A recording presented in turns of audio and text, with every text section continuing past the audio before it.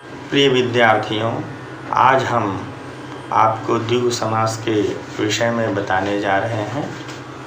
द्विगु समास के विषय में महर्षि पाणिनि ने सूत्र लिखा है, संख्या पूर्वो द्विगु, अर्थात जिस कर्मधारय समास में पूर्व पद संख्यावाचक होता है उसे द्विगु समास कहते हैं। तत्पुरुष समास का एक भेद कर्मधारय है और कर्मधारय के ही भेदों में से एक भेद द्विगु समास भी है।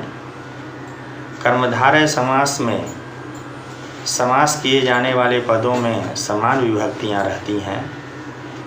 तदनुसार द्विगु समास में भी समस्यमान पदों में समान विभक्तियां रहती हैं। संख्या पूर्व द्विगु कहने का अभिप्राय यह नहीं है कि जिस किसी समास में पूर्व पद संख्यावाचक हो जाए तो वह द्विगु समास कहलाने लगेगा,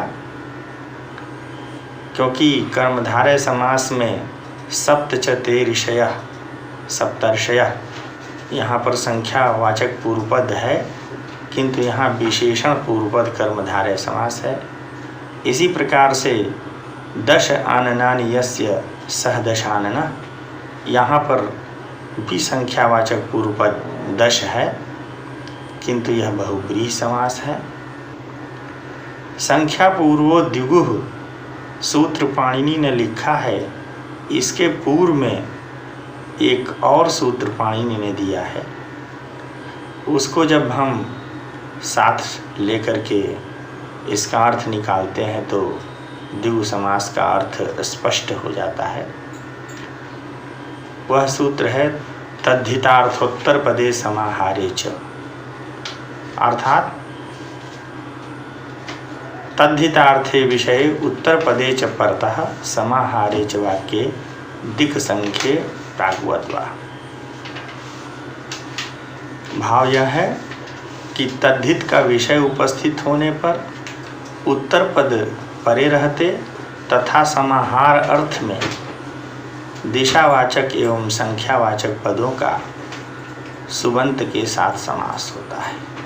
इस प्रकार से यह स्पष्ट हो जाता है कि जहाँ पर या तो तद्धितार्थ का विषय हो या बाद में कोई पद हो अथवा समाहार अर्थ हो, वहाँ यदि संख्यावाचक पूर्व पद है तो वह द्विगु समास कहलाता है।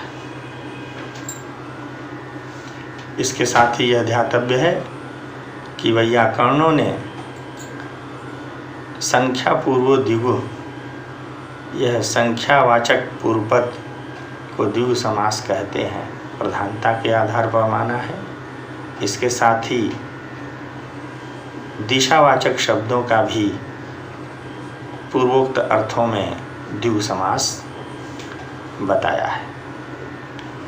तो एक बार हम पुनः द्विगु समास की हिंदी में परिभाषा व्यवस्थित रूप से कहेंगे कि तद्धित का विषय उपस्थित होने पर उत्तर पद परे रहते तथा समाहार अर्थ में दिशावाचक एवं संख्यावाचक पदों का सुबंत के साथ समास होता है।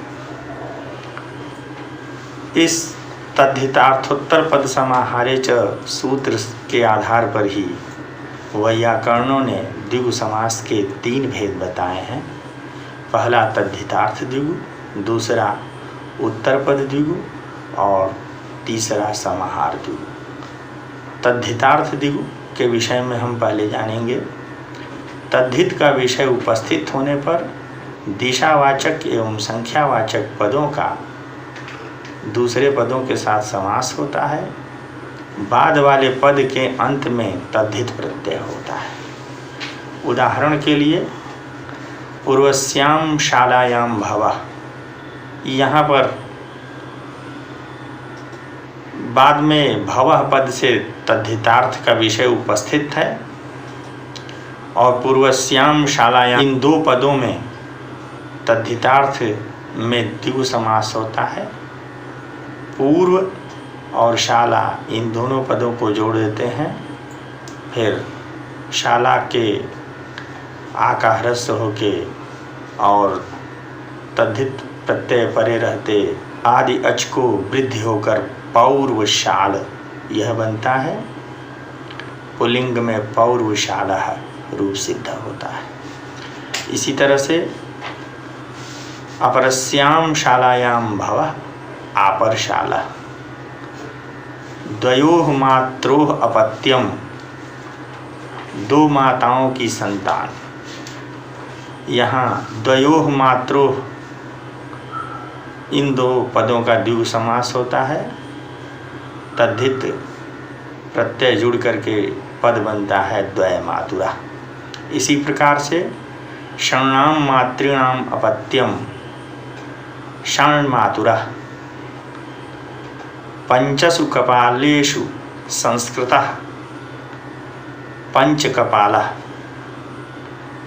पंचभिः गोभिः क्रीतः, 5 गायों से खरीदा हुआ।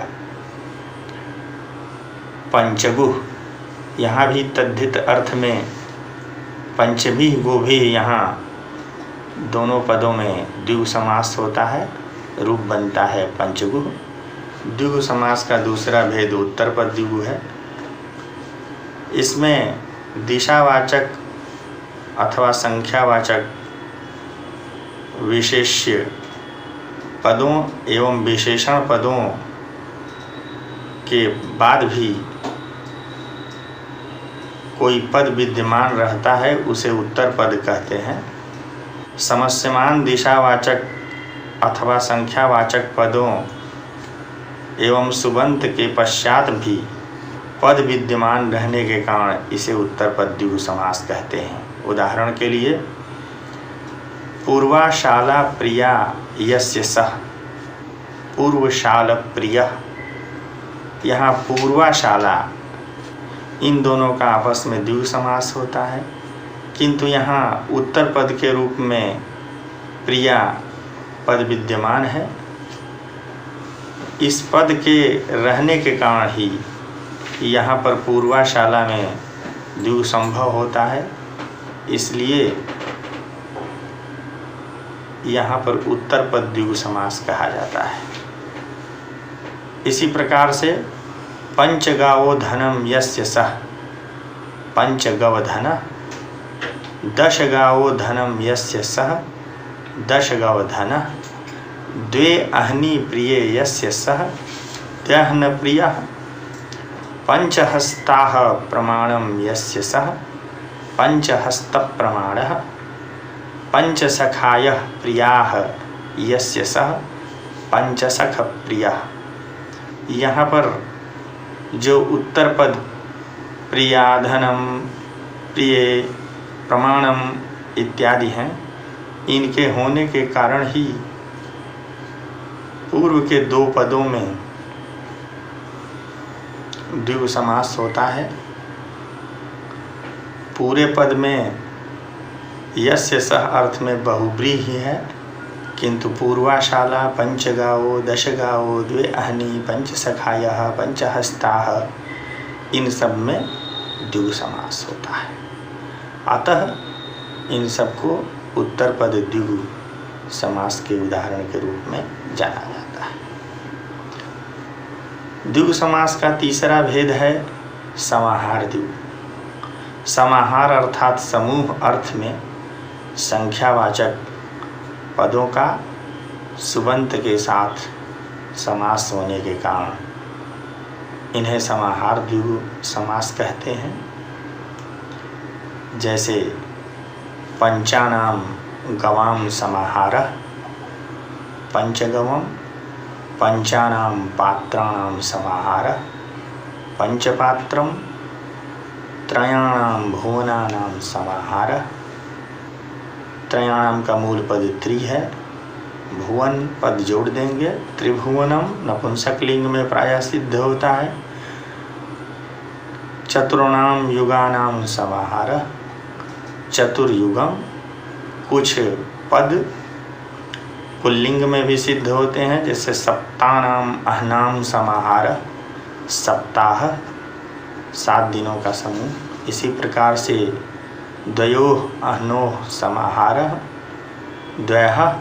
द्वयोः रात्र्योः समाहारः द्विरात्रम्, तिसृणां रात्रीणां समाहारः त्रिरात्रम्। रात्रि शब्द बाद में आने पर यह नपुंसक लिंग में सिद्ध होता है। पंचानां रात्रीणां समाहारः पंचरात्रम्, नवानां रात्रीणां समाहारः नवरात्रम्, त्रयाणां लोकानां समाहारः त्रिलोकी। जो आकारांत पद होते हैं प्रायः वे स्त्रीलिंग में सिद्ध होते हैं, किंतु इसके अपवाद भी हैं, जैसे पंचपात्रम, त्रिभुवनम, चतुर्युगम। पंचानां वटानां समाहारः पंचवटी, तिसृणां वेणीनां समाहारः त्रिवेणी, चतुर्णां पदानां समाहारः चतुष्पदी, सप्तानां शतानां समाहारः सप्तशती, अष्टानां अध्यायानां समाहारः अष्टाध्यायी, शतानां अब्दानां समाहारः शताब्दी, पंचानां मूलानां समाहारः पंचमूली, त्रयाणां फलानां समाहारः त्रिफला। इसी प्रकार से विद्यार्थी परीक्षा की दृष्टि से द्विगु समास के उदाहरणों को जानेंगे।